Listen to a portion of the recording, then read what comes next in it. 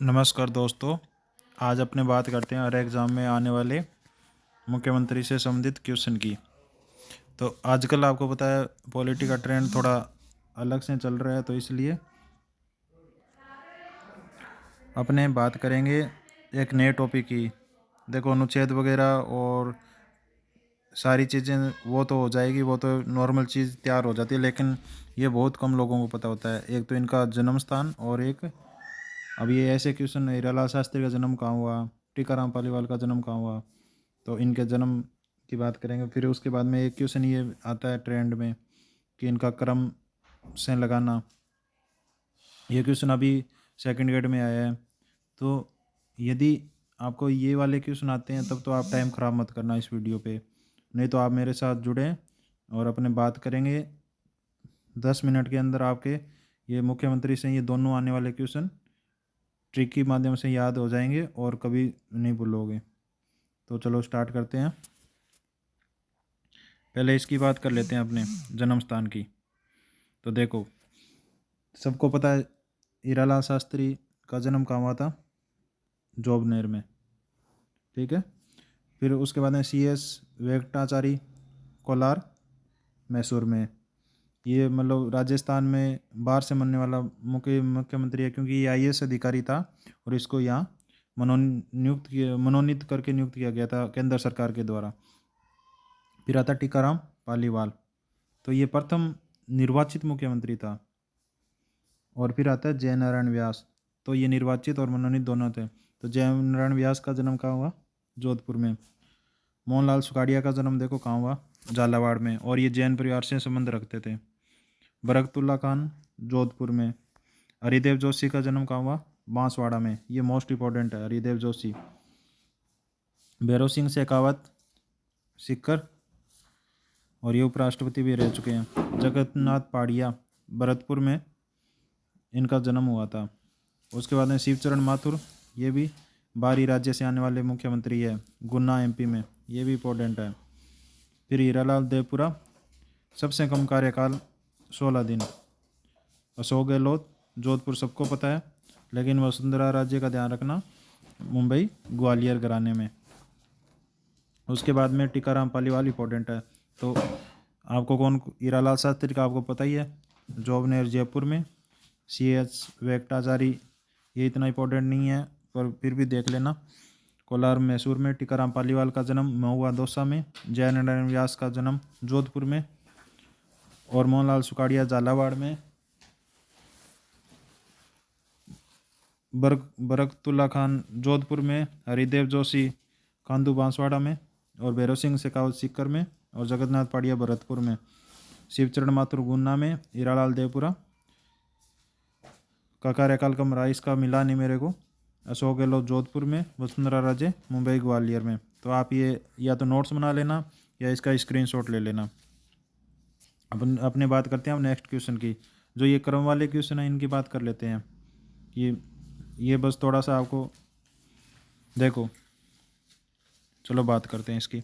हीरालाल शास्त्री जयपुर, ये सबको पता है कि 1949 में एकीकरण के टाइम में इनको क्या कर दिया था, मनोनीत कर दिया था। तो सबसे पहले हीरालाल शास्त्री सबको पता है।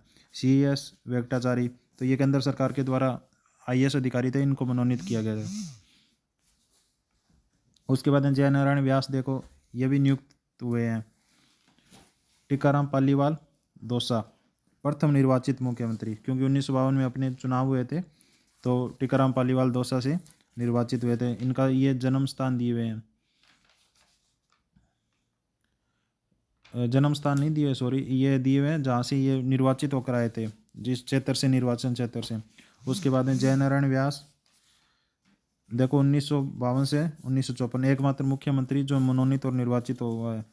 फिर मोहनलाल सुखाड़िया, देखो मोहनलाल सुखाड़िया का सबसे लंबा कार्यकाल रहा है, तो आपको इसको थोड़ा सा ध्यान में रखना पड़ेगा। इसका कार्यकाल 1954 से 1977 तक रहा है। तो यहाँ तक तो कोई प्रॉब्लम नहीं आती। अब जो क्वेश्चन आता है वो यहाँ से स्टार्ट होता है और यहीं से क्वेश्चन बनाता है, यहाँ अपने कंफ्यूज हो जाता है। तो ध्यान रखना हमेशा, सुखाड़िया के बाद में बरकतुल्ला खान आएगा। ये 2 साल रहा था और कार्यकाल के दौरान ही इसकी मृत्यु हो गई थी। तो ये 2 साल के लिए इसको दिया। सुखाड़िया के बाद में हमेशा बरकतुल्ला खान आएंगे, ठीक है, और हरिदेव जोशी और फिर भैरव सिंह शेखावत। तो ये क्या उल्टा जब क्वेश्चन पूछा जाता है तो बरकतुल्ला खान के आगे हरिदेव जोशी रख देते हैं या भैरव सिंह शेखावत रख देते हैं। तो आपको हमेशा याद रखना है कि बरकतुल्ला खान के बाद में हरिदेव जोशी आएंगे और फिर भैरव सिंह शेखावत आएंगे। ये थोड़ा सा आप दिमाग में इसको 2-3 बार पढ़ोगे तो आपके ध्यान में रह जाएगा कि बरक हरी बेरू बाबा बाद में आएंगे। उसके बाद में नेक्स्ट देखो, अब देखो बेरू बाबा के बाद में जगन्नाथ पहाड़िया, फिर आएगा शिवचरण माथुर और फिर हीरालाल देवपुरा और फिर हरिदेव जोशी और शिवचरण माथुर हरिदेव जोशी। यहाँ से भी ये बहुत कंफ्यूज करता है ये। तो आप सीधी से यहाँ देख लो कि बेरू बाबा पहाड़ पर बैठकर शिव देव की पूजा करने लग गए थे। इसको थोड़ा सा ऐसे दिमाग में रख लेना कि बेरू बाबा के बाद में पहाड़िया आएगा, उसके बाद में शिव आएगा और फिर हीरालाल देवपुरा आएगा। और फिर अब देखो इसको हरिदेव जोशी और शिवचरण माथुर को याद करने का तरीका ये सीधा सा यही है कि हरि हरि के बीच में शिव बैठ गए, हरि हरि के बीच में शिव बैठ गए, और वहाँ शिव कहाँ बैठ गए, पहाड़ और देव के बीच में बैठ गए। तो इसको थोड़ा सा ध्यान में रख लेना। अब इनका देख लो थोड़ा सा आसान दिमाग में, बाकी ये क्वेश्चन सोल्व हो जाएगा यदि आपने इतना पढ़ लिया ना। जगन्नाथ पहाड़िया 80-81 में रहे थे 1 साल, उसके बाद में शिवचरण माथुर 5 साल रहे थे, और हीरालाल देवपुरा सबसे कम अवधि 16 दिन का मुख्यमंत्री रहा था। फिर हरिदेव जोशी 3 साल रहे थे, दूसरी बार मुख्यमंत्री बने थे।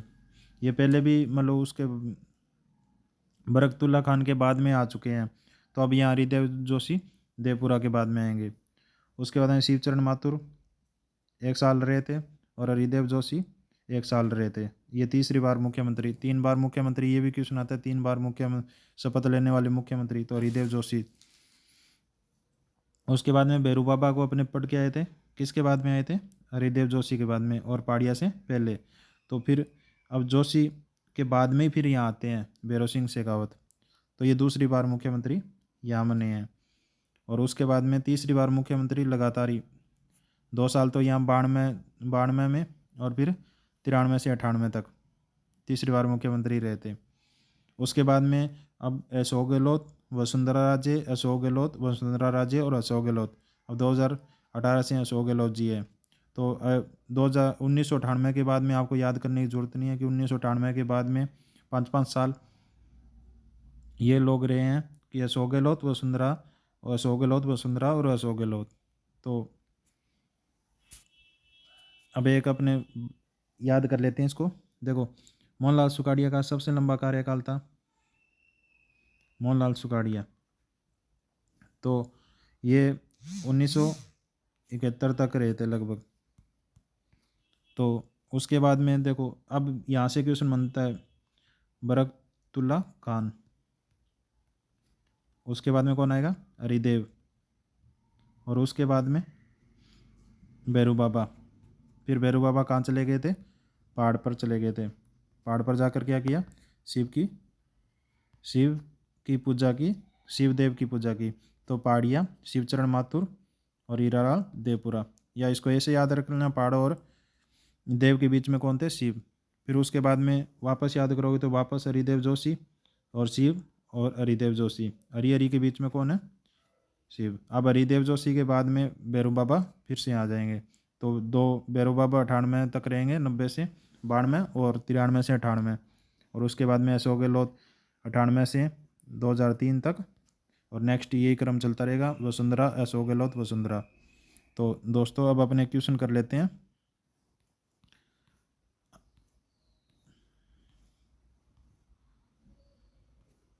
देखो पहला क्वेश्चन, अब आप बताओ हरिदेव जोशी का जन्म कहाँ हुआ था,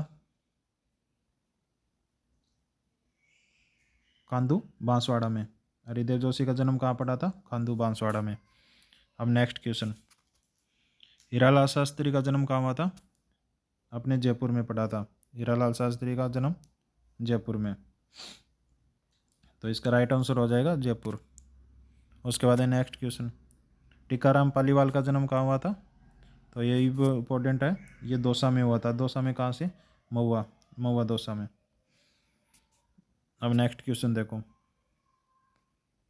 अब देखो ये क्वेश्चन आप अब सॉल्व कर लोगे। जगन्नाथ पाड़िया, बरकतुल्ला खान, भैरव सिंह शेखावत और मोहनलाल सुखाड़िया। आपको सबको पता है सबसे पहले मोहनलाल सुखाड़िया आएगा। तो मोहनलाल सुखाड़िया सबसे छोटा सन कौन सा है? 1954 से 57 तक। तो मोहनलाल सुखाड़िया ए का डी का 4 हो गया। उसके बाद में देखो आप कि मोहनलाल सुखाड़िया के बाद में कौन आता है? बरकतुल्ला खान आता है। तो 2 नंबर पे